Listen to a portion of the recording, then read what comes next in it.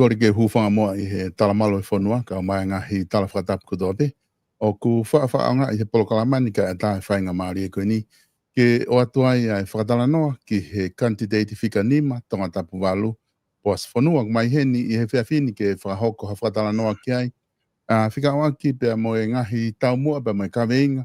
Ka o maa ai pore ko ia kune whai ke ne hoko ko e whakafufonga whare area tonga tapu walu. I he whiri koni wamanaki ke whakahoko I Novema. Ka ki mo ai ko loto ke utai lere ki mo tolu ko toape, ko mo ilotoni ke tau kamata whakataha I he polokalamani. Wea ku whataonga pe o ku ongo lere I pe polokalama I he atama leo. Lava ke tau wahe ko toa ai mo ki nau tolu ko toape, te nau toki mamata I he polokalama I he anau whainga maari e. Ka mo kata ki o se atu pe tau polokalama, ke tau inasi ko toape ai mo hataha pe e lava ke kau mai ke he te hipolokalama ko ia I whiawhini. I he whiawhini whako whiawhia ke tatalirei ai kantidate whikanima, poas whanua, e o ku I he laine pe me I tonga tapu walu, ke whai ha whakatala noa kei, e poas malo e tau mao e whiawhini, ke malo e ngau elahi pe me I tonga nda mou whiawhia ha ke kutaimi whemo e kina koe ni he campaigni. Malo e whainga maari e solo pa ko whawhetai bia ke eiki. E talo mahau kune whai mai ke tau mo ui. Ko e mea whainga tā e tau kei mau e whainga maari e mo ui. Pea ku tau whawhetai bia whamalo ke eiki. Kei whainga maari e pe mea kotoa pa hanga lau. Ko e mo miniti kotoa pe tau mau, tau lau e ko tā puaki. He ku lawai ke tau whai, ha ngāu e aonga. Pea malo makatunga I pōre koe ni. Ke hoko ko hakati te. Ka whawhiawhia e ta whelonga ki malo solo. Koia, ko wha iloa pe whoke ngahi lea mahu inga ku o tau wha tala noa ki ai. O ngona mau pehe tau ngahi tala noa wha politika rea ko ngā ke oa te tau tatari. Ko hae mea whai mahe pure angaka ki tau tolu ka. Ko hae mea te tau ala whai mahe pure angaka. Ko e whiawhini ku ke puti hohingoa ki mua ku ki hanga whotu hohingoa. ke kau he pore ko ia ko hai mea te ke lava whai, ma tonga tapu walu pia mo tonga kotoa. Ka ki mua foke ta hoko atu e poasi ko ilo i ko ta fofua polo kalama eni i he fia fina. Pia ko loto pe ke whai moha ki whakatau kei moha ki pui tua. Tata te fito ke pui tua whakawhamiri i he ngaue ngahi pui tua pe he ke lava ke whahaki whakatau kei. Ko ilo i pia ko tonga tapu walu nau ilo i ko toa pe nau tolu koe. I he ngaue pia moe nofo iai.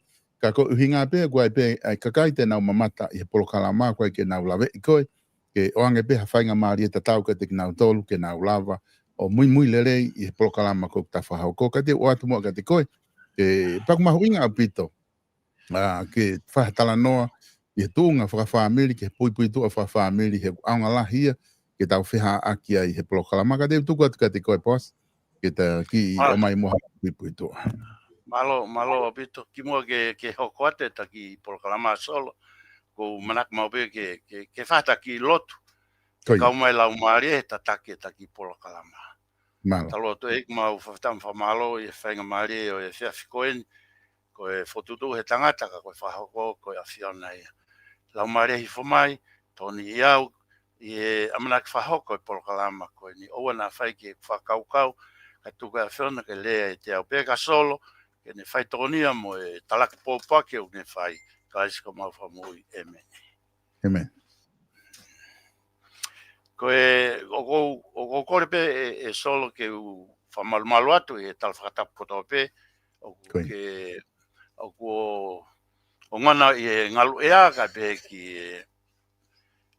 ki whahoko polo kalama e whiawhini ka ata mo ke motua koeni ke whahoko atu o nge koe whatongia koeni.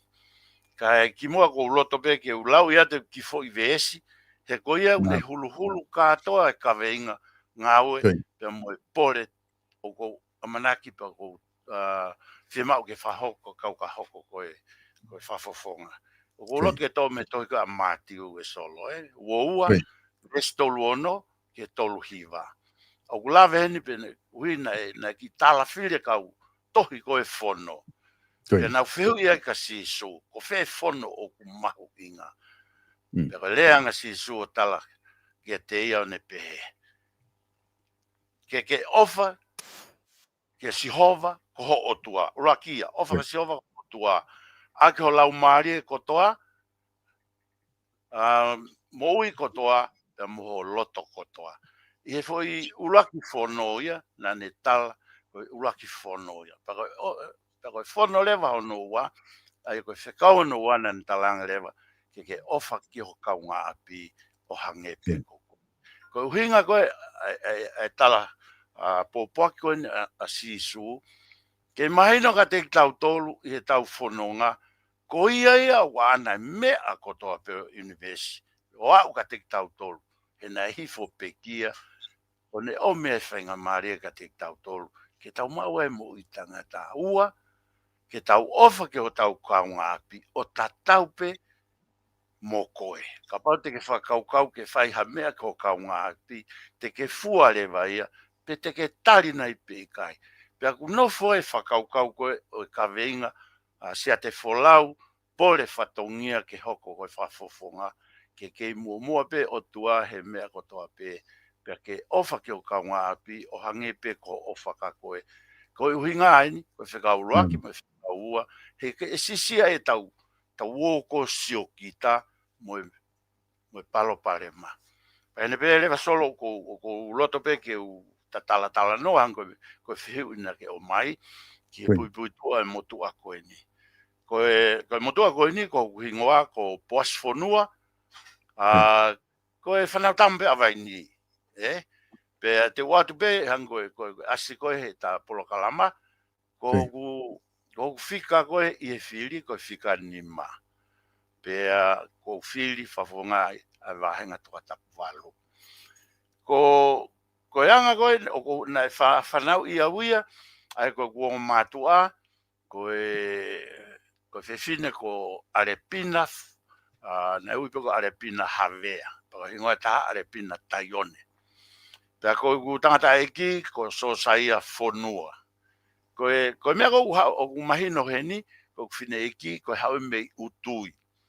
Ko utui foki na toa e ofa. Paku lahi lahi, tō be whama mawha, he nai o hake pena e ohi aki au, whanau i au i utui, pea o toki hauai o whanau tama o ririu o kingoa koe vai ni. Na wako be lau toi pule anga. Aia koe tunga koe wia e kua mātua, ko whine eki mei utui, ko tangata eki mei o koa makawe. Ai koe lo tolu i, o kuia koe lo tolu. Pea ni wako be apia ko lautohi o kuia koe CPS makawe, pea koe CPS lo tolu, e na aluhake pe kuako, ko wako pe koe ke kalasi tolu, pea iai foke apia ko ui koe toka terine, koe tui ko iai, ko sasi aho fitu. Pea talmalewa ko matua te ke hiki ke tau apiako, ke sivi ai, ke lava, pea ke huai, ke tau apiako koe ko piula. Kana pehe anga koe, mo ui tuku au mai mo ui. Taimpe koe na ku sivi ai, pea u lava mai ai, koe ki piula, aia na ku hiki mai ai ki piula, ai ko tau taha uai. Tau pe taha, hiki mai ai peo mau family, he nai uia o hoko koe tangata ngawe i piula. Pakaseo koe anga koe whokotutu ai eiki. Koe tango na mau hiki ai, ta tau penea mo hiko ai palahame, li aki e mea kotoa ia, mau api, mea kotoa na li akia. Ka mau hiki mai ai family o whakapaya. Tāpe uinga, he nai nofo he tangata eiki, ko tangata eiki a kuia, ne kai ki e ako ia. Ka koe moi whakapoto, moi visone ke kahau, na nofoloto ia i ene mo ui. Pea ne pehe, saiange ke uwhei lau, li ake mea kotoa pe, ka tau whetukutuku ki piula. Pa koe lahi taha ia, ai ngahi tau, na whamoreki ai hok taimi, o au peke tainimi, ko hiki mai ki piula, aia ko vai nia, ia e ku mo ui aku, Ka koe whai mea maali eni solo. Mau whetukutuku mai whakoia, ia e kau ngā whanonga, kau ngā siasi. Na nau molo mui vai mai, i e fwoi tāsi pinga na whai tangata eiki. Koe kumi, whai ngā maali e ui koe kahau o e whamiri. Pea si aki e mea kotoa. Koe mea koe na maali e aki. Mau hau pe koia, tautou aloha tau ko, wakai atu ko mau ki kolo, o kamatarewa ke ilonga mai vāo aia, ai ngahi u api, koe wheitu ene fu nofo anga e kakai, hange koe ka te au mata kovi. Pea ngawe ai pei piula, aloha ke ai pe ai, pea whakaukau. Tengo ne malora tangata eiki, ko whakaukau rewa. Sa na mau ai ko tofi ai e pure anga. Ko whakaukau rewa, saiange tukuange, ko whakaukau e taimi ko ia. Saiange tukuange, ai api mo e ngari kovi hene wawa, na iai hakakai te na uo ngawe aonga aki. Ko taimi ko na utuange ai, whakawhiawhia kau he a ahi atu ki muini, na tala api ki ai ho mau ki kainga lotu. Fotua na ki siasi, fotua i moe holo,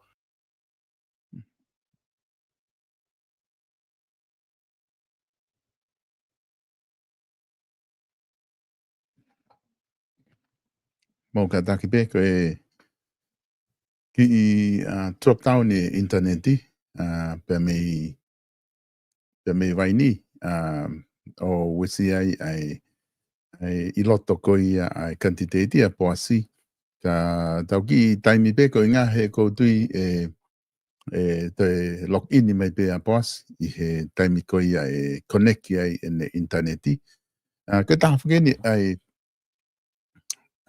uhinga ai whili ka taha ini e whili ko e tau ngai polokalama ta tau pepa ka hae whahinga polokalama o ku whai i he tainim he tau whewha uhi koe mai teknolosia ka koe interneti kune lava o connect ki tau tolu, ke lava ke tau whiongo aki o ta tau pia whitu. O ku wawe, o ku sai koe ngā koe lava ke wiheni au i Nusilani ka o lava whatalano atu ki Waini ki a kia poasi i he taimi ko ni mo meniti pe ko ia.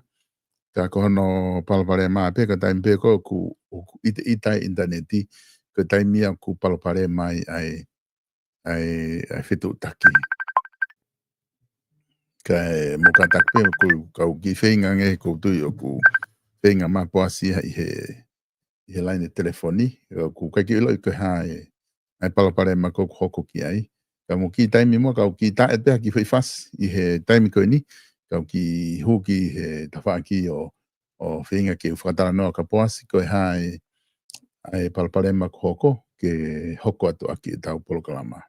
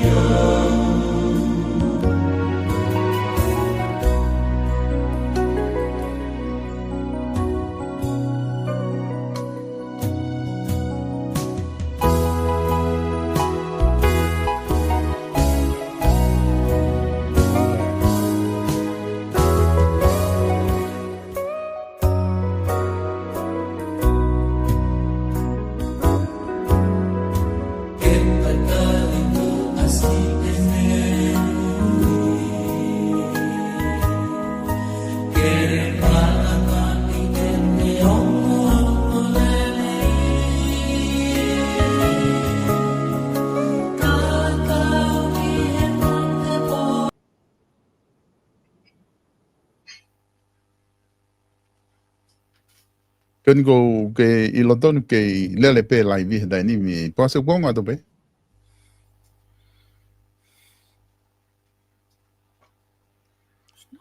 Pase go bonga to. E o kaku ki motu pe.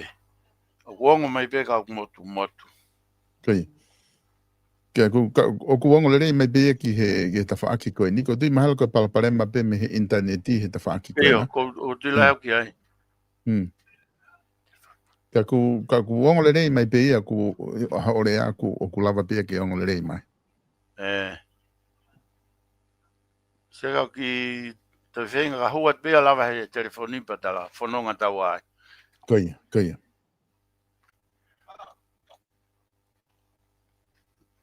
E ku mahino pe ko e palpalema i e whekotako e neti atu e ni. Kai. E ko e taimiko ke rea mai ko o ku ongo le lei pe i e telefoni. Kai. E sai pe ke lock in ni mai telefoni, ko ngaha e lava ia ke lele he ko tu malo hianga neti he telefoni i he laptop.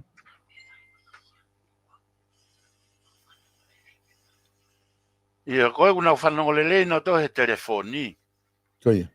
Ka koe laptop ni au ki hangu echo, hangu ki kake motu, Koia. Ai koe laptop ni au tupunga ene. Ke kapau ke pehe ke hoko pe tala noa ai o guongo lele mai pe. Ai ke kapau te ke hoko te pehe laptop o te ni me ko whanongo pe o guongo lele me pe ko ke motu. Pe ko lock in ni mai he telefoni I he foi link na atu. Ia. O te ki whenga whaos. Okay. Ia.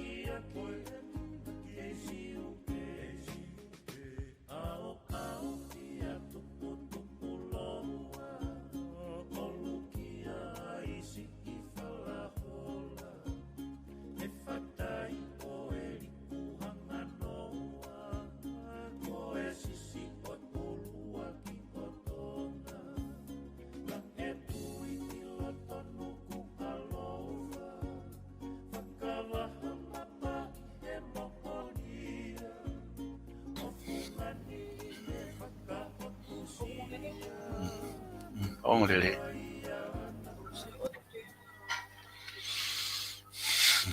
Kon ko whanonga tuka ko e. Ia. Fefe tani. Koia. Malo. Koia. Ki pango pe ne ki palparema ka usai pe. Tau Koia. ki mo tau ki manawa pe. Ai ko lau e daku sai pe ke aki palparema ke mahina tau ke no foi mamani. Ko hoko koe palparema une toi hange ia o whakaivia kita ke toi whaiange mea ke lere iange. Koia. Koe mea ko tau hoko uke hano o hinga.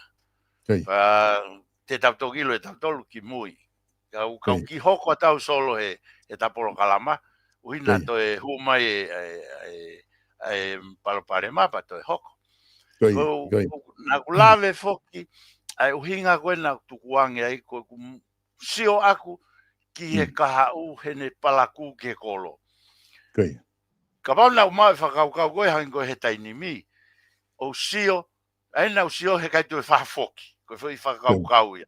Kai tue whaha foki. Kana e lisi pe foki e konga koe he konga pure anga. Pa koe foki me pe koe a mau kou konga koe vai ni. Pe au talange rewa tukuange e kakai ke na o inasiai. Pa koe mea nau fie ai. He na e foki ia ki hoku kāinga lotu. Pe moe kāinga, moe whale lotu. Pe moe holo. O nau mau mo ui. He tai nimi, ko tui ko foi whetongi pe ia o whaka o tua. He kulava ke ohi ai e mo ui a tangata I whanua. Ka tau te whito ko mau kāinga lotu ke toi ki whakalakalaka nge mo ui. Sai kau whok mai au he taimuna au hau ai koki ki tonga ni. Pe au wako pei piula. Pe au wako pei piula pa au whoki lewa hu ki osa piula pa hu ki tonga hai. Pe hokokata e ako ki fisi. Me fisi lewa ki api ako ku unai ui ka he taimu koe ko ko Fiji Institute of Technology, ai au kuia tanim ko FNU, ai ku university tanim. Pea me ai lewa ki he USP. Koe tawak fo koe, i tawak whakaako, koe whaiako au. Ai nau whaiako he tau e nima. Pea u alu lewa me whaiako, na ia no uhinga. Koe taim koe na ku wako ai, pea na o mai ngai whainga maari. Ai ko to wako i tonga hai, ko siare aka ola na taxi ai, ka wai a isi pulu, ko limoni, ko ngongo, to lahi ko to wako ia, e huat koe ki tonga hai. Pea aluake koe o whaiako, pea o mai whainga maari ke alu ai, foi tau e nima.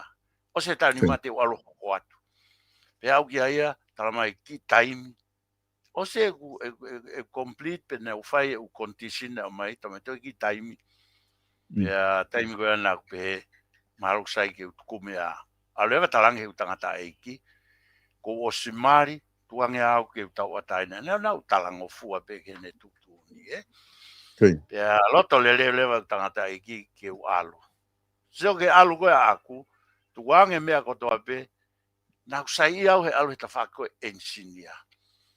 Pea whakau te hu ke potungau e temko Minister of Works, hu rewa lo ngau e kalake. I e tawhake engineer. Ko whakakau te hu peheo saiti ai peo lava ki he. Pena e hoko ia. Alo atu pe, ngau e he taimko ea mo kupa. Tama ko tangata ei ko kupa tu i vai. Antai. Ma whenga o aka taim tatau pena kai pe tuko e ako solo, Na kuak pe avek pe taimko whainga maare ki USP. Aia na ku alu ako e fia pouri ngau he aho pero ai tai meta ko lua pe menu kalofa ki vai ni ko foi ko anga ia tu nga ko ai feinga pe au ngau pe fato ai kupa over pe ko puri au alo ki fare misin ai na anga na no pe anga fa kau au ka tunga ta mai kupa kelei ha bo nga pompongi alu ko ki fare misin pena pe he I loi pe koe e kupa ngai monu, ngai tareni te o kou iai, pene o mai e whainga maari, pe hoko tai ai kou whamatana huai ki Institute koe Fiji Institute of Technology. Na alo whai mea keni kolo diploma, mea keni kolo engineer. Whoki mea rewa kou whatongia na hau o kaunga kau whata i a koi koe kau engineer. Taimia koe te kai ke fotua whokololo e hau. E pacheti anu sila na mai ke ako ia ki e kau engineer ka tonga ni e upotunga awe. Pena kuia ia o lele ai pe ko fitu na kaka ke ai. O au pe ka whainga maari na omlewa he purianga alo whakato ke maho matai tohi. Pa u tanga iyo pa u alewa. Na u ki USP. Tengo na wala ki USP ala o whahoko. Ki interest tanga we ta whakoni koe uhila. Electrical engineer. Alo whalewa IPA electrical engineering mo electronica. Ai koe monu ia he kuhu mai o ngau he pure anga. Ai ngai whainga maari e pehe tau te fito ki hono teu I whaka akademika au teu ki ngai ngau e pure anga.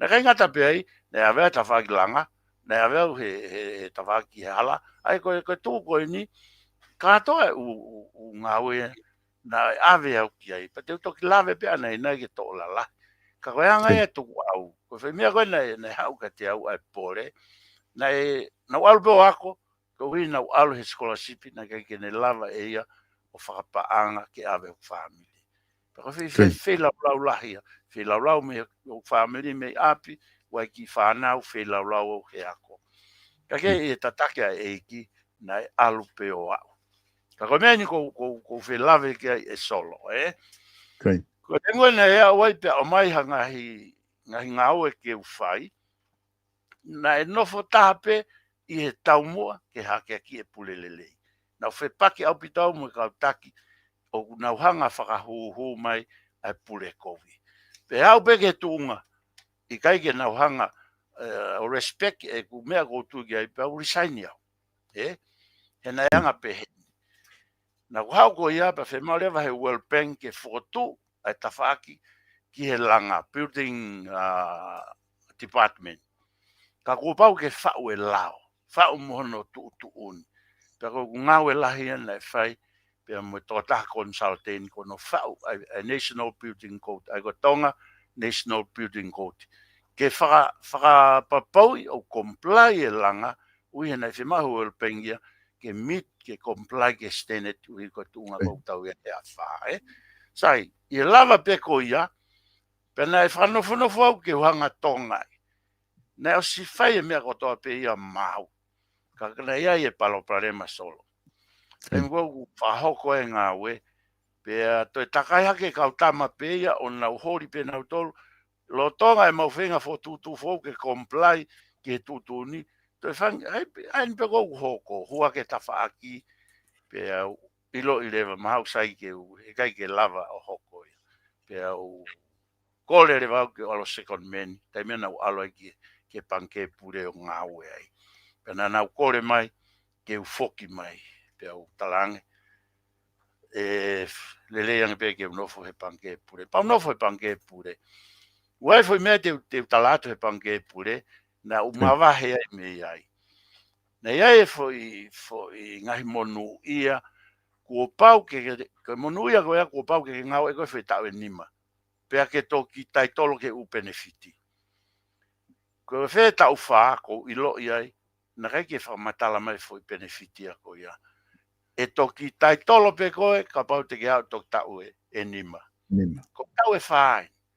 Ko mea koe na e ongo te au, ko uinga, ko taha koto pe ko huki ai, ku pau tonu ke oange monu iai koe pe tau e taha, pe tau e ua, ka toki oange, ka pai kai ke au e tau e nima, more foi monu iai koe ia. Na mau ki tutu la lahi ai pe au whetoi aki, pe au pe ke poini, ngai monu ia ko ia pau pe sayang e tuange monu ia ia, kai ke pou au ki he ngā ue ko ia, pe au toi kore me au mo fotu ko transporti, haure vau o hake a land transport. Tunga ko gai land transport ko ngā lahia ai motu ani, he nau alo to'o mai me kau polisi, mantu ina conflict of interest, fe paki ia. He tawhaki ke hoko nau toko reinforce e lao, te takai nau tolo provide a service, pa ko e fotutu ko ia, aia koku tau monu ia he tainimi, ko e fotutu ia na e whahoko he motu ani mone ki kau ngā ue, he taimi koe na e fotu a Ministry of Transport. Ko mea koko usio kai, ne hange pe e kia ta taki holo au, ki he ngai feitu. Ko mea koe na aku mawahe me transporti, e ko au na alo reo o he tarekta. Ko mea koe na mawahe me he na ngahi i siuia na fe paki.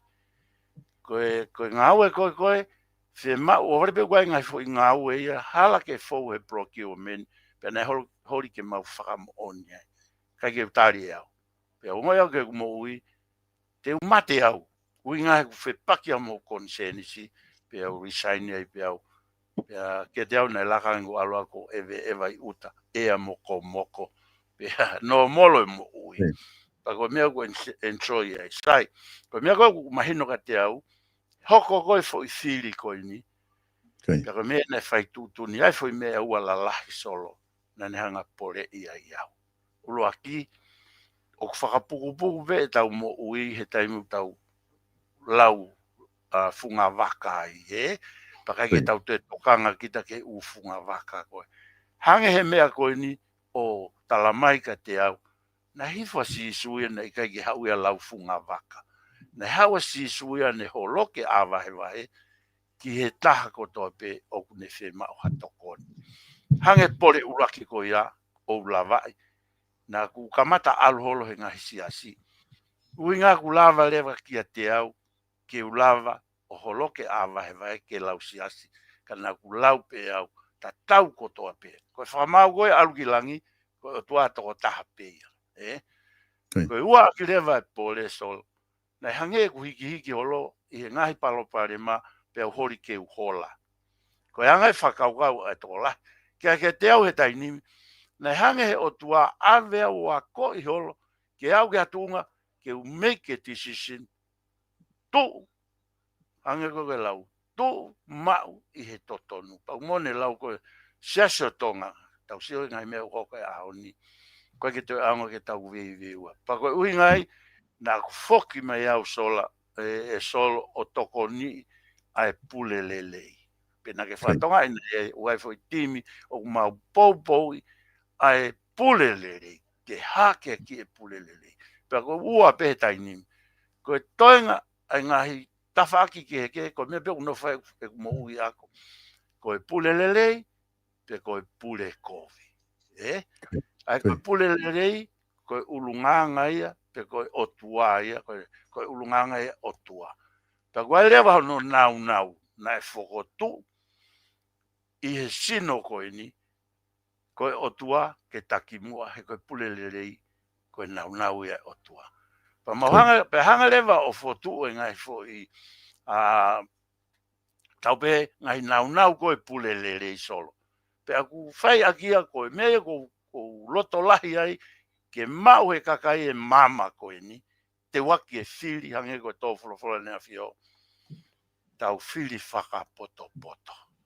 Koe foi whakapoto poto o uhinga ki ai, ke tau sio, ki he tawhaaki, o hake ki e pule lelei.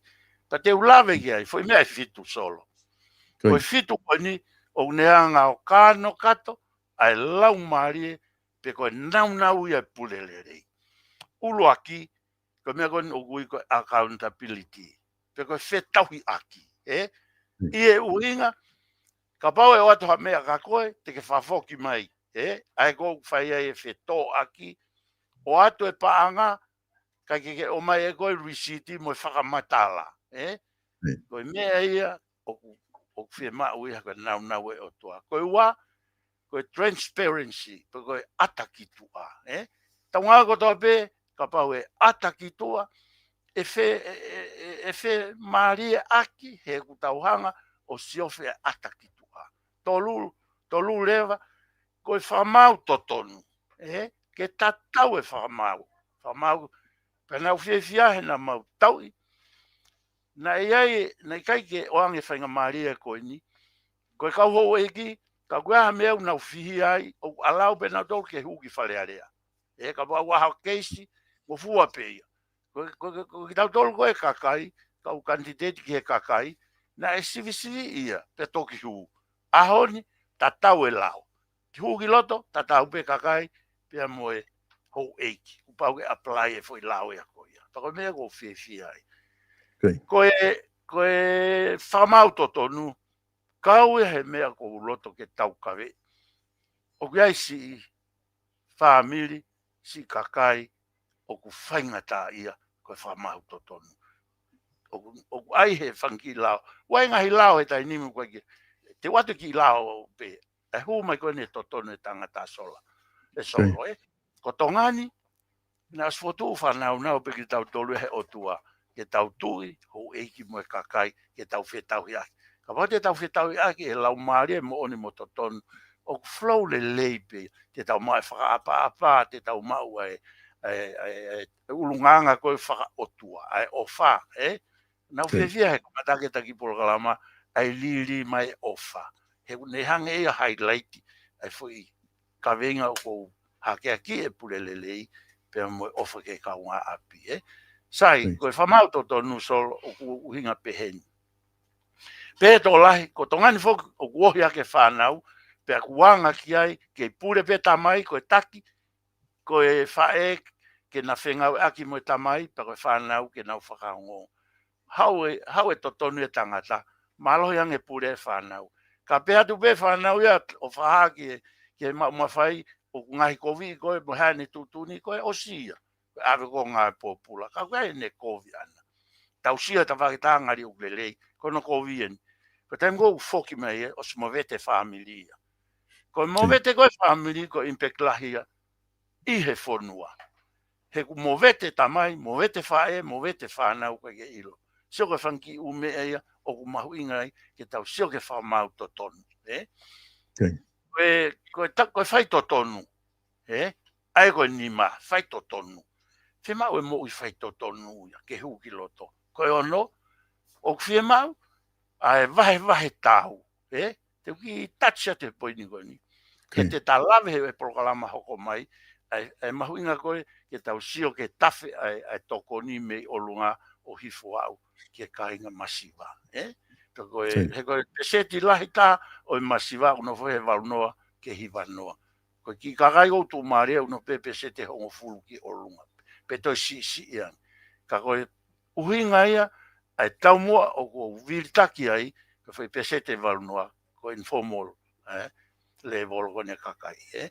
Sai, ko mea ko nofo ai au koni ki he vahe tau na o mai he pure anga ai foi tolu miliona ke au ki ke kaungo we mo le volo i lalo ko mea koe nai hoko solo na kai tu kaki ka ko sistemi he taini mi o yo beo o kuahano mawhai o wahe ia ang tau pehen ke wahe pāpela ka tama ko pule pera au ka pai toki tafe fo malo kai na e wahe ai foi taha po in tolu miliona he pure ango ko mari watu te mono mai mo taha po in tolu na hu mai pe ka tangata ia o na tu mari o no foi sino go ia pa na wahe pe na tolu ke ia vai tau na fahu e kore te ki tacha te ui he konga e polo kalama hoko mai ko maos foto e platform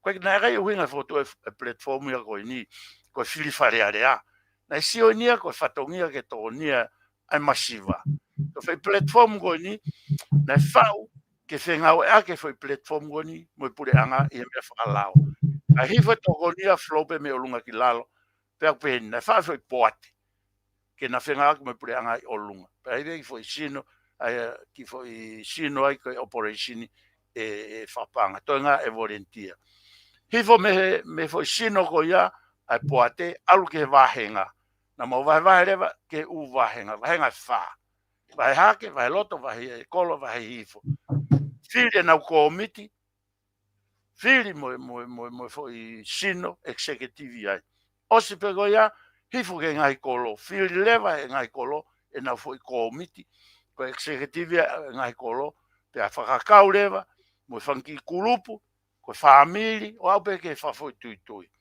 pa ko taketi te toki whakaiki ki atu he programa hoko mai solo ko sion koe ke flaupe a toko ni mei o lunga o au ke masiva o te hao nofo i o lunga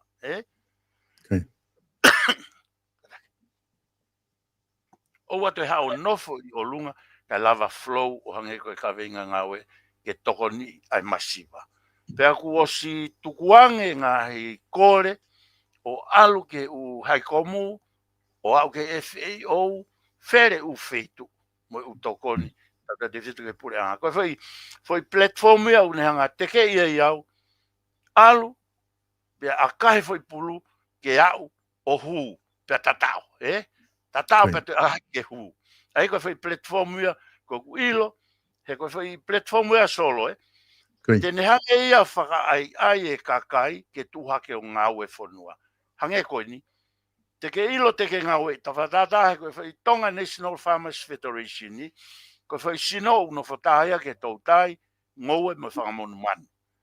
Tau sio ke tau create hawhainga atmosphere, ke ne hanga whakakakato a whie mau ai whame. Te toki lawe au ka koe ki prefect pia i, Koe mea rewa o ne hanga pole i ai iau solo, oua te hola me ai aku ne hanga omi ai ke te au, koe uhi ngā pētaha. Oua te uto e hola ke ukumi huufanga ka nofo ke au e tau mua. Pakotuina e teu i peauia me u mea koe ke au ke atunga kou whai e whiri koni, kou whai pore koni. Waki holoke a vai ua tu whakamakatu he ko sihova tene whai tau. Pako ilo e au e ikunaia. Pa hifo e tāpua kia o whai tāpua kina ai pese ti lahi ko ni o ko lave ki ai pe hiki a kai ekonomika tunga whakalau maarie pe mo e tunga whakasosiare o e whanua. Ko tau whaamu ia solo ki ha taimi e tau umo umataha ngau whakataha pa mo o tua ki ha tonga o ku monu ia mo tāpua kina. E taimi u tau hake ki iai ai pulelelei pe toko ni iai masiva. Ihe uhinga ofa ki o ka api o hange pe kokoi. Koe huko ki loto ia te walo whai ka taimbe o toa ki loto ku ngalo le vai. Te ke alugo si o peka koe. Aia koe, ofa koe ke kaungapi o hange pe ko koe, koe mea ko he kai kawai a si o kita. Kai ke kawai te ngai palane wha ase ni ta, wha fo tui. Kai ke solo koe ki konga e ko tui kuo mei wha opo atu, o kulahi pe ngai mea ke, ka ko tui, te utoki highlight te whanki mea, ui koe sio ke ngai porokalama hoko, kai hifo i porokalama e koe tala noa whakapatonu, ki ngai palo parema, pe fotu mo ngai solution ki ai. Pe ko osi ma teu au, ki ngai mea koe teu hu mo ia, pe ko pau ke hoko ia. I he taimi, o tau tuu whatae, mone lau koe, ai foi lea ko pe he, koe united we stand, divided we fall. Pa koe pole ia ko tuatu, ki tonga tapualu, pe moe, ki nau tolu ko tobe, mea mai, mei he ope, pe moe ngahi wahenga ke, pe ki tonga ni whakalofua, tau tuhake, pe tau ngawei, he koe, he hange o tua, i he whonga e o tua, e hange o tua whaitapa ki nei tauto. Whakat ka koe solo, ko ilo pe ulahe me eu ke o sinofo mai koe ke whehu i au, ka ke ompea ki whehu i maa ke mata. E pasi mawhana upito, e maunofo o whanongo ki he whakamatala ku ke whai. Koe mea whoke taha ku maho inga upito he tala noa koe ni tau whai. Koe inga whoki koe, o kuke o stala mai pe koe pulelelei, koe ulunganga e o tua. Koe hanga rewa o whakaha hino mai ki mautolu, ai ataki tua, ai whakamau totonu, ai wahe tau, koe whai totonu, koe tatau e lao, mai hafua ngahi, e mea ko ke whamatala ki ai, koe nau ia e pulelelei. Koe wema bake e ke atu ka te koe ha mena ne hanga o whaka ai koe ke kau he whiri koe tauni. Maybe, pēna ke wakai ki ke tau whare area o ku kai ke mau ai e pulelelei, pe ke fie mau ke alu, ko ilo he historia koe na ke tala noa ki ai, ngahi ngā au e whiha, na e whepaki, ai ngahi whai tutu uni, o hange ku hala ke te koe ngahi whai tutu uni, te ke tae whai totonu ai, e kai te ke whai, ai lelei taha, pēna ke hanga rewa ori ake ngā au e koe iaka ke mawahe me ai, koe ngā, na e mahu inga ka te koe ke whai totonu, i he ngā au kuku ke whai, ka koe ku eke atu ka te koe hae mea na ne whai ai lahi koe ke lava o hū ki whare area, o ngā i he whakakau koe ni ke pulelelei, o ku ngari ku ke wakai ki whare area ke tau kau taki, o ku ke fu loko lerei e pulelelei ai, ke loto ke hu atu, o whakamalo hi ai whakakau koe ia. Ke mea koe, ko konga mai ki mui, ai te ulawe pe te mua na ngā whapureanga na popo au ki he patoa, ke te mokalati, he ki mantuwhi koe mea ko toa pe o te mokalati. Pa te ki lawe pe he koe te mokalati koe tau au ki ai, o swheunga pe ia, wai whainga nifo una tau kawe te mokalati ka katoa. Ke te au o ku whepaki ia, e whotutu o toa ke tau mō ia, na ulawe atu e ngai uhinga ko ia. E rake lewa, ai totonu e tangata o maalunga ia, e totonu e o tua, pia koe ne hola whai. Ke inofe, o hange koe tanpou na e whai koe tupo urua ki. Vili e toko lahi, mo kau toa, mo kau taki. Ke nau ave a tonga, ke ngai whanua hau. Whanua mo ua, ave he ataha o sio ngahi mea pehe. Ka koe mea koe na e mahino ka tupo urua ki. Koe ke te ataha ia, koe tama pei o lunga. Ka angoe lau, ko Sihova, ko tau o tua. Pana ne hiki hake rewa tonga. Pea koe ka venga ina e nofo e ku mo ui. Ko kamata ke ho lafa, ai whakakau ia ko ia. Ko kamata rewa ke to e pulelelei. Pa koe uhinga ina e usio he whare area.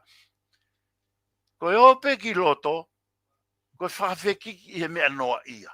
More taimi solo, Kai ke o tala noa i ngai i siu ke langa hake, ka koe hupe, o halape i he lapavare, mo e kape, mo e awhi e tala noa ke tō piki ke. Ke oua be nā lava, ke hake aki e pulelelei. Hange mea ko ia tongi au. Koe ke toi aonga. Ahoni, te mau ke tau tu. Ua, anga fe te alo tau tu whakamoko ke te ongo e fuwahe koe u te mau. Ka o seange e nofta te, ko hai mea kulava. E whama opo hala, na fingi. Ko whamo viwe. O sa te, moe malo, moe hoko mai ngahi mea, pa te whakakaukau. Koe. Io, malo hoko ngahi mea, pe ia e whahinga ni, kuna wafe, e whahinga ni, nau tau tupe. Sio ke hu mai whanki I lao, o totonu ke nau sio ki ai, o hange koe lau. Te ngai mea fua, o whake kau ngapi. Ka pau he koe whau lao koe tainimi, te ke whakatonga koe, o ku whatu pe ia, ke ne hanga malu I kau tamai o lunga.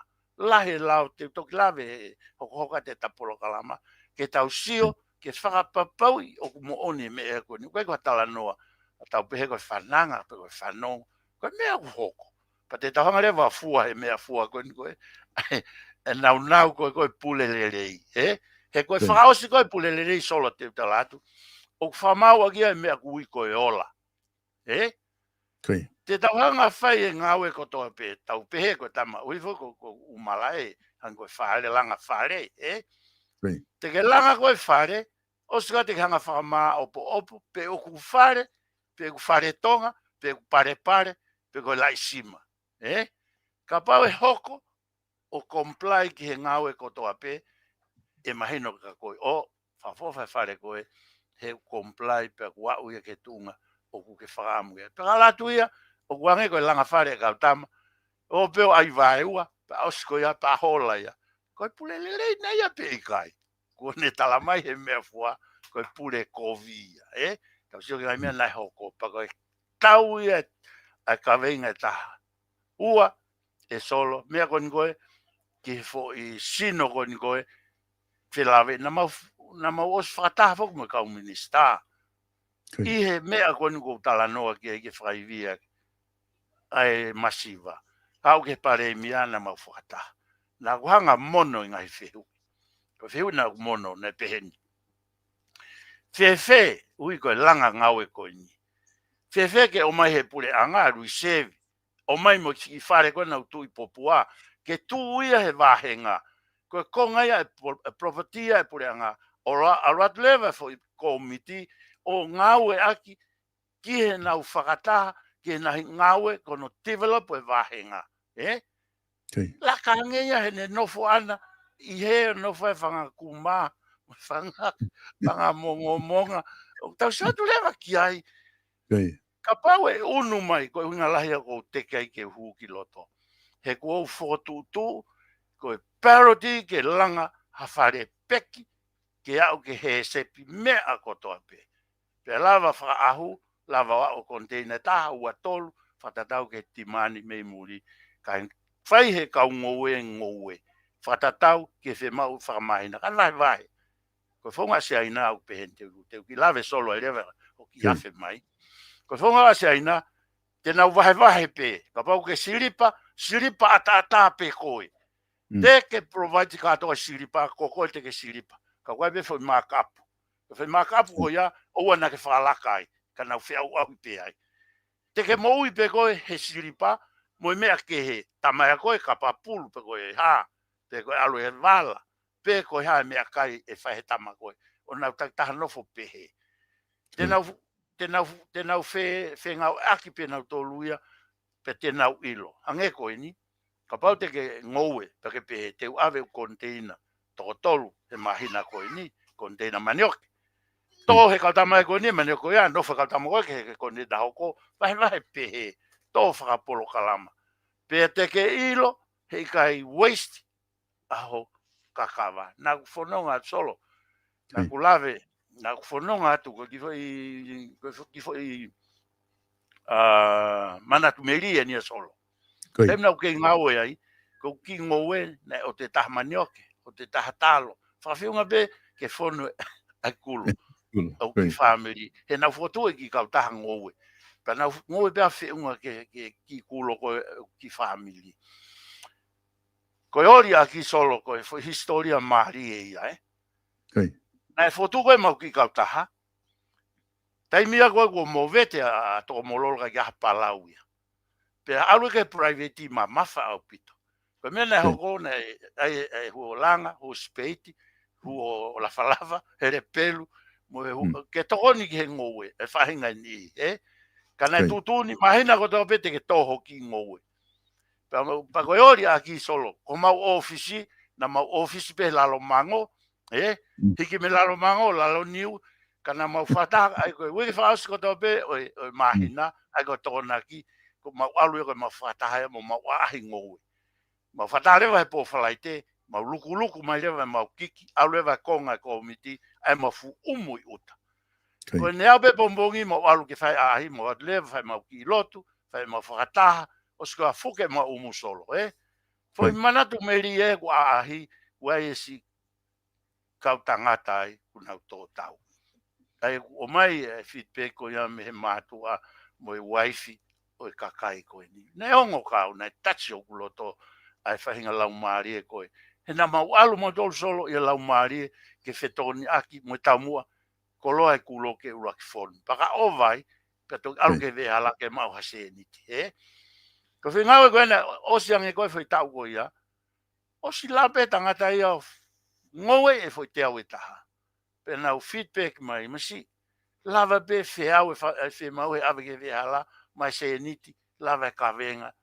Ko whai mena utarangi ai, ko au ko ngai whapure anga, o ko hoa e fitu, pe ka pai o vai ui ko fie mau ke kakato ngau ko ku ngā wea. Ka pai te mo whai pehei uta te utalatu. Pena e tol moni peia. Ne ea ui o lava. Pena e whakawhiawhia. Koe mena e whakawhiawhia ka te au. He na uhu he whai taimua whai ku kore. Kai whuke loko aha u mea lere solo Kore ke tonga health. Pena e makatuunga ko mo ui lerei. O mai fu container Pascala solo Hago fu container Pascala. Tu wharewa ne tau ne Pascala e tolu whao. Au ke whaki Pascala iki. Na heka e kaureka aka family ki uta. So whai ai e family ke ngā ue whakataha. Na walu ki uta. O Pascala, whaheka mai ki tōna ke Pascala. Ko e ori au pito. Ne whakalata he taimi koe. Na e ori au pito.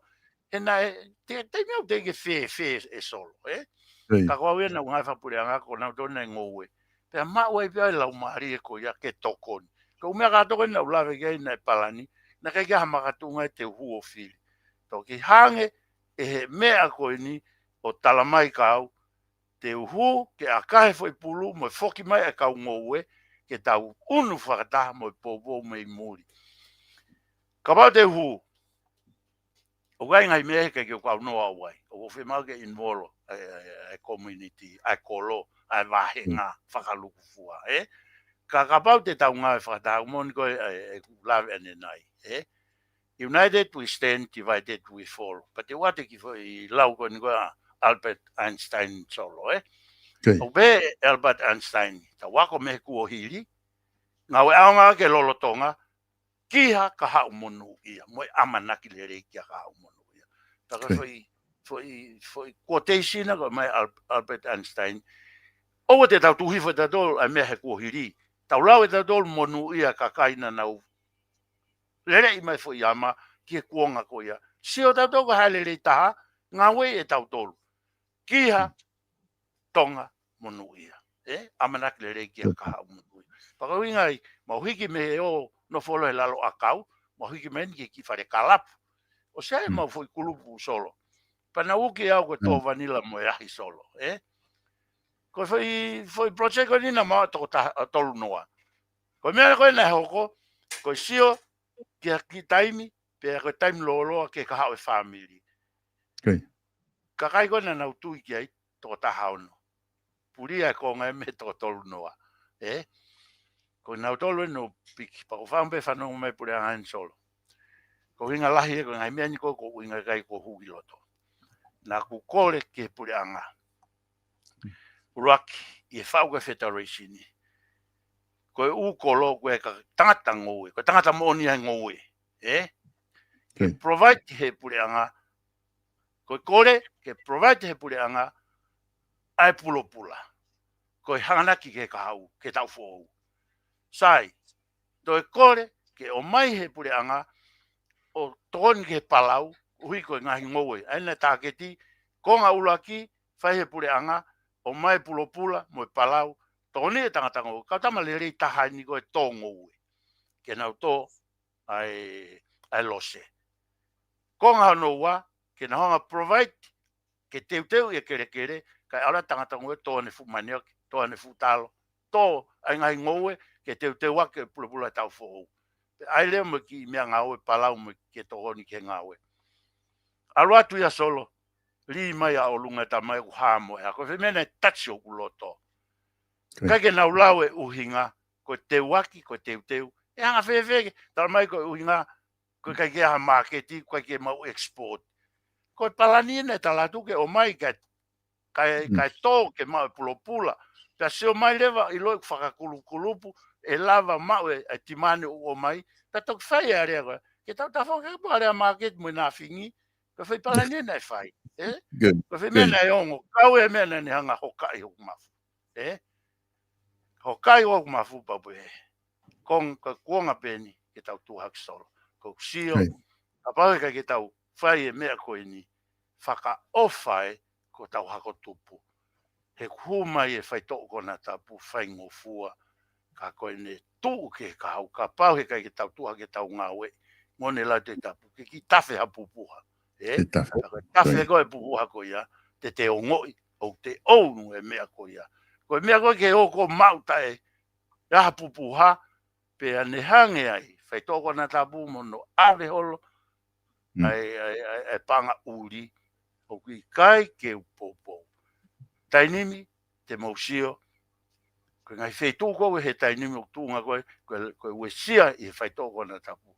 tai anta ta ko no ta we ni ma ka mai so me ta ko pole ke tu ko ka hawe fonua ko hai to tu to ton pe hango en solo ko popo lai ke ngau ke fai he ke lava ke ave whakamama ai mea mahu inga ke tau tuha. Tau moni pe tau tuha ke langa. Kai te ata o whaitongani ko tau tolu pe. Na ia ha aho tuha ke tau whanau pe eke mai. Nei whē kukui. Nei whē kukui. Nei ai pe ngā ue mo aunga na tau whahoko. Solo ko whoke atu. Mahal ko kamata pe ke whamaha popo. Koi, wha bito ai tala noa e pos. Pea kula vige mau whanongo ba mau wako pe ngahi me alahi me whamatala ke whai. E koe ngahe ku mahino ia ke deo i he whakatala noa koni ta whai. I he ngahi whamatala koni ku ke hanga o mai me ngahi mātea ki i me mamahi i ko ia o i whaitotonu mo e hāfua e ngahi nau e purelele i ku ki tala noa ki ai. O mahino pe o hange ko tau lau ke kakai. What you see is what you get. Ko mea pe ko ke si o mai ko poasi ko ke si o mai ki ai. Ko mea pe ko poasi pe te ke i lo aki i fa matala ko ni ke fai Ko o kwai taimil e ni i he tau pore ki whare area. O kwai ngai ka veinga o ku whai ngofu apito. O ke ngai ka fu whai ngofu apito. Ka kwai pe ngai ka veinga te lava pe o male e whaka politikare holoi. Ange ko ni tau pe whakaivia masiva. Ko tau mo ki whare area whakaivia masiva. Ka te hua tu ko ia, ko hape tokoni ku te whai, o ku kei whakaivia pe masiva. O ku te lava haa holo he umea ku te whai. Ko mea ni ko tokanga ki ai, i he ku mahino pe aku. I taime ku ke o mai e purelere i ko e nau ia o tua, pe ku os mahino pe ia. E kai ke tau tolu me o tua. Ka ku ke hanga foko o mai he whiawhine u nau. Ko e whai totonu. Ko e vahe tāu. Ko e whamau totonu. Ke tari ui aki, koe ataki tua, koe tauhi e lao. I kutui e poasi koe pore whai ngataa ni kuke whai. Ko uhinga koe ne whai ngataa, he koe taimi koe te mo huai ki loto. Kai ai ha kakai te nau mapaki me he purele rei, koe kakai a koe ke nau lava tauhi ngahi nau koe ni o kuke tala noa ki ai. Pe ko pau ke mapaki ia, pau ke mapaki na doluia, me he whakakau koe ka pau koe purelelei o ku mou ka veinga aki. Koe ni ihi koe ke nau lava o whai ngahi nau koe ni. Ko pau ke mapaki, ko pau ke asi mai ke kakai o ku kehe mea i ku mou whamatala. I he mou huki loto, me mea ku mou hua whai.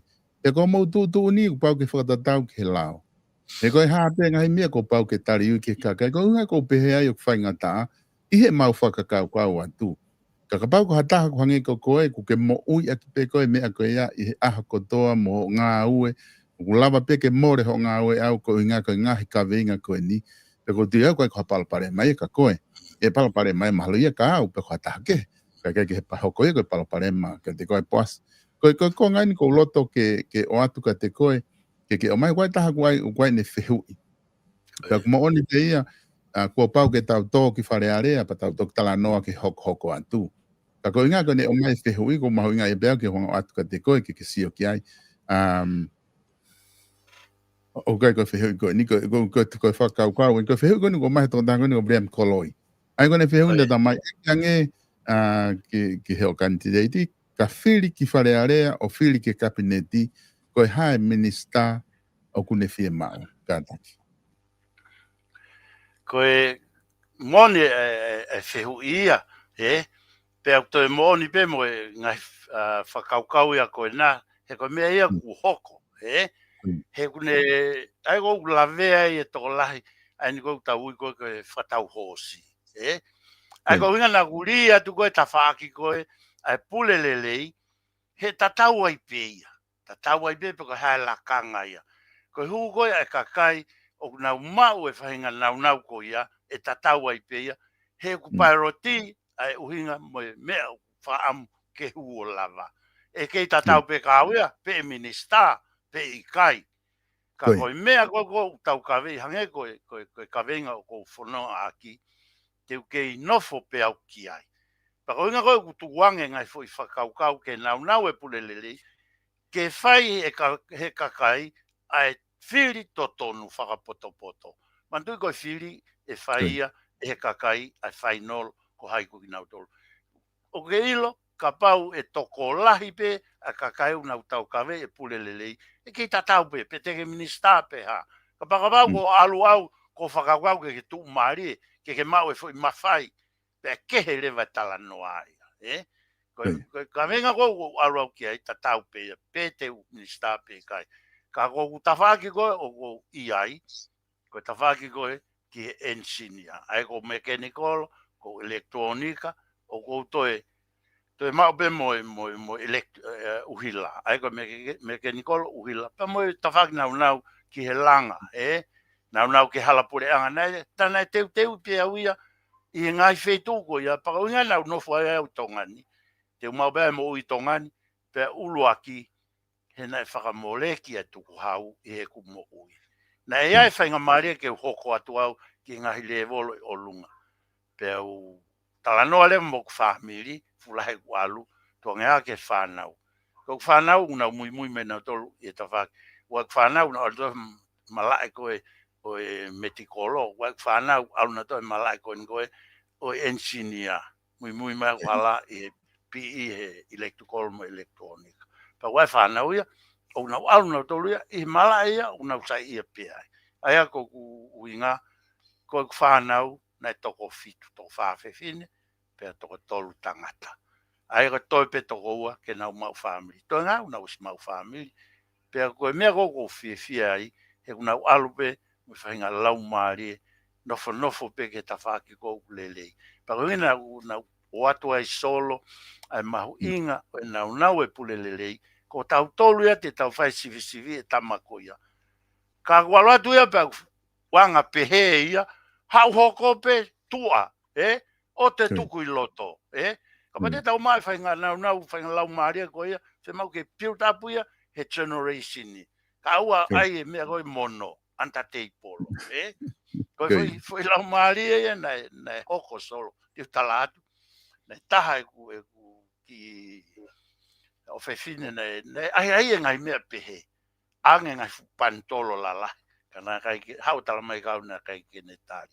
Pena o fia la he une lavae mea mahu inga hanko lau teu ki whao se tua e fu i lau kon solo ko tau tolu tau masiva pe tau tatau pe no fuanga tatau he mea ko toa pe tau masiva tau tui pe su kana u whapapau ke tui pe su e masiva ke u loe ai pero mena ne o ngoi e iau o kia e tui o ko tui kia solo pe au peheni Ui ko tui ko tui ai, o ku kei mahu inga pe e te tauhi, ko to wā pe mo o tua. O wai ngai mea whakawhonua ia, o ne lawe ia wesia.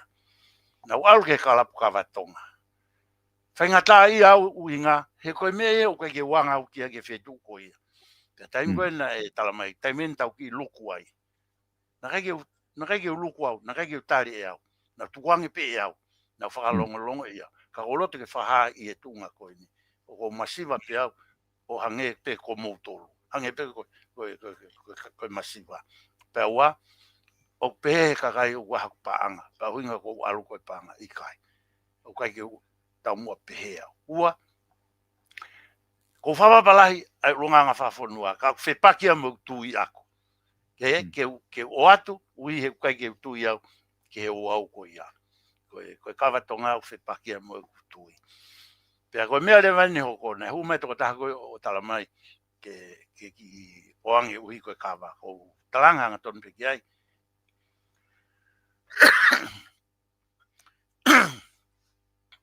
Ko whakapapai pe ai whaunga whonua. Ka koe mea ko tui ki ai. Pea koe ke uhi ngai te wate u toko ni. Ke hanga fili, koe ke uloto ke whakatau e toko ni. Uluakia, ke whakatata mea ua. Ke mahino principolo ko aluato i au. He kai te uhanga lavaki, ke oange o ko ilo ku kovi. Ke mahu inga nge pe ku tui. Ta tau ai pe te ke whiri au, o pehe u kai ke tui ki ai.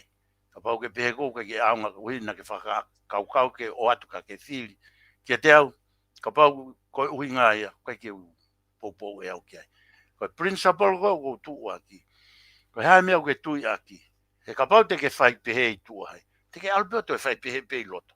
Te ke o hake lewa koe, umea koe tau here ia. Te hake koe umea koe ia, pe whehalake ai tau mua pulelelei, au ke kawenga ke huaki.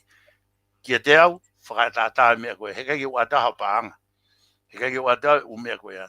Ka koe ku whatongia, te ungaue maloi, ke hawhe mai ai toko ni, i he whonga totonu, o whakaiwi ai kakai. Ko tau mua ai. Saula, malo. Koe whaosi pe e pos, ko tui ta whaosi ake e whakaukau koe ni. Koe ngā kia tatoki hoko atu i he wike kahau, ko tui ka wike kahau te takamata rewa he ngahi isiu ke.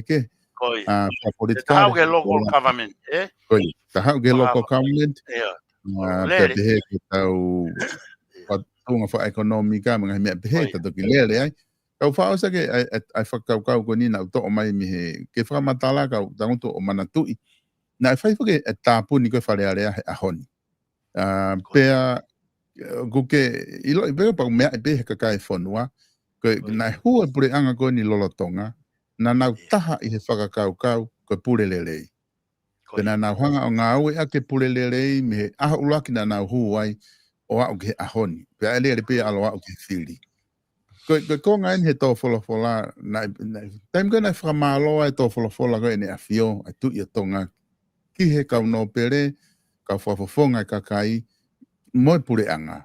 Verani pehe rewa, i he ngā ue wā ofi o lava ke tau wa usia, ai ngā ue lahi, i he ki i waha taimi no koe ni. Aia oku kei toi lahi pe ngā ue ke whakahoko, e he whareni, i he waha taimi hoko mai, ko ia ai whiri wharearea. A ka konga ulakia koko honga o mai, ko no fua tau eni, e he tui, i he kutui, ai ngā ue, ana e whahe pure anga, i he kawe inga koe pure lelei, ne peko ki waha taimi no koe ni, o kulawa ke a usia ngā ue lahi. Iai, oloa ki ia. Koe ua, nane hangarewa pehe, oku iai e tui ka to kamata eni ke whakama opo, ai ngā ue lahi. Koe uhi, ke whakasi isi e more, i he mau. Nā ke tala noa whoki hongai whamatala koni kuke o mai, koe mea ia taha oku ke loto, ke tau kawe i he pure lerei, ko pau ke ai e ola. Pa koe ola ko ia, o tatau me mea koe o mai ko he ene a fio, o ku fie mau e ola, ke whakasi isi, ke mau e ola lerei, ke whakasi isi ai mau, kono mau i koe ai vekakai, e tuku hau mga mea pehe. Si isi e mau ka lahi ka sai e ola. Pa ko poinu pe whaka o si ko fie atu, o ku lahi e tō wholofola, ka ko fie atu pe poinu tolu koe ni, Ko ngā ku whitau lakia mo ka venga ku ke o mai. A ku mahu inga ai wharearea me pure anga o whakatatau. O ku mahu inga ai ngā ue ai wharearea me pure anga ke whakatatau ki he konistuto ne mo lao.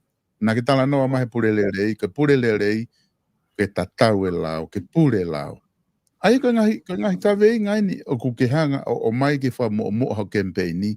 Ko ngai ka vei ngai ia, nai toki whai a ke tō wholofola pe ia e ahoni o whakamanatu mai. Ko ngā o ku atu pe a ku whewhe ho wakai ki ai, ke ka veinga o ku mo ui e te koe i holoto, o ku hoko ia koe mea, o ku nofo ho mafu ke hu mo ia. Ka ku ke whanongo ke tō wholofola ai tu i o tonga. O ku ne hanga o mai, ene fia i he mea koe ni ku hoko. Mo ne whakamanatu mai ai konga koe ni po. Asi ke whakaosea ke ta whakatala noa e ahoni. Malo solo. Koe, na te ke whanonga o ki ai. Kana e mo polo kalam, kautaha koe ngone na tātu, koe tonga, National Farmers Federation, na mo whataho a tā e ahoni. Na iai uhinga, he koe taha me mipa e mau kulupu, na e vela hono whare. Pena mau sia pa update ngā hi tokoni ko kua tari, ki he whotutu ngā ue, ui ko sio ke kahau. Pena nakai ke whanonga au ki ai. Ka koe whai ngā ue a koe ni, na nofo peia, i he ku mo ui. Pia ka pau na ke whanongo, ke whoi sino kui koe, koe party pule le leipo koe, good governance party. O ko la beau ke ni, kono ui ngā, hena e nofo e rito ia o ngā ue ke hoko. Ka kou unu mai pia wia ke uhanga whakamama whai, koe e rito e nia, pa ku whenā pasi moni peia. He koe ka pau te tau whoki o whakama opo ki tau tolu ki he hake aki o pule lelei, he kai atai au hao a perfect. Ka koe at least o tau unu me foi levolo ta, ke foi levolo ta. Ka pau he kai tau ngau he ni e solo. Te tau hangeta tō koe merry-go-round. Tau vilo taka ia i pe tau tolu, o se atu e tō, o se atu. E au ke atunga, ku pule whai tō kona tapuia. Pea koe mea lewa hoko, whaka o whako tori tai nimu ku langa ai ngai wheitu, ku kamata ke whonu. Kua noa kato e tau e nima me heni. Ko wha o whai. Pea ko popo lahi au, ke tō wholofola, he koe mea ia o ko tau kawe. Pako inga u nofo maupe ku whamamafa, ke pule lelei mono nau, ko koe ia mo au, ke tau whai tūtuni, ka kui kai ke pule lelei. O ua whiri, au anoa, ri aki tuange ia. He ku tau o sisio, i he ola, o i pule lelei, i he ola, o kui ai ene, ha sino, o ku whakafo i sino mai. Pea ka pau o pehe, angwe lauka e motua. Ka pau pehe ki tosi i, wa noa ka pau ka fu. Hu ko e taha fitu ki loto ko e pule le rei. Ko hosi o peu pule kovi, auti, Ai ake mea fua, paka te watu ane fili, te tapolo kalama, ke whaka maa ala mahu inga pule le rei. Ko alu peu tiki, ko lue pe au, o si mahino ka koe kautama, ko e pule le rei. Tiki, Paka pau lewa hei kai te ke fili ai, ka ke fili ke pule kovi, o ua to e la unga. Hanko e lau. Ko te la unga ko ho fili pe, to muia. Ko tai mene ku mahu ingai solo, ai whaka mama e fo i nau ko ia. Malo solo. Popo lahi, ke to fola ene a fio. Malo. Whamalo atu e pos i he lava e tapolo kalama he ahoni, ko tui ku mama ai whakawhi loa ki pa mai whatala noa ku whai.